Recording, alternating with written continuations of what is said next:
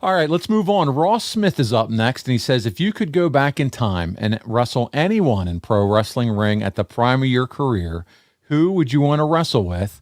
Wish I could have seen you and Owen Hart go one-on-one. So that dream match, who would it be? Oh, without a doubt. No question. Owen Hart would have been great, but I did wrestle him. I know that this fan in particular wanted to see that match. Unfortunately, it was a dark match, and I don't even think they recorded it, which is unfortunate. But and I did that right before, 5 days before Owen passed away.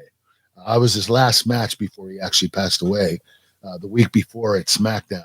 But I would say his brother, Bret Hart. I've always wanted to wrestle Bret since I started in my career. I know Bret always wanted to wrestle me. I think that would have been one of the greatest matches of all time. Definitely Bret Hart. Bret Hart, that's no surprise to me, Kurt. We've talked about it countless times on this show before, so I had a feeling that's where you were going. We'll move on. Goodmanhausen is up next. He said there were attempts made to save TNA by bringing in the man you mentioned earlier, Hulk Hogan.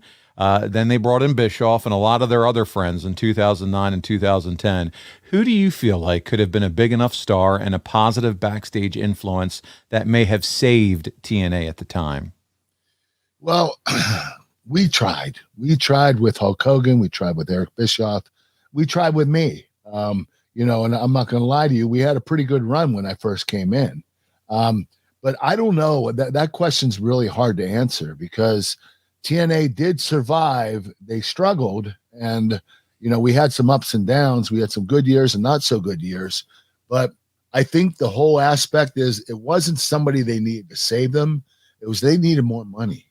They needed to invest more into the company.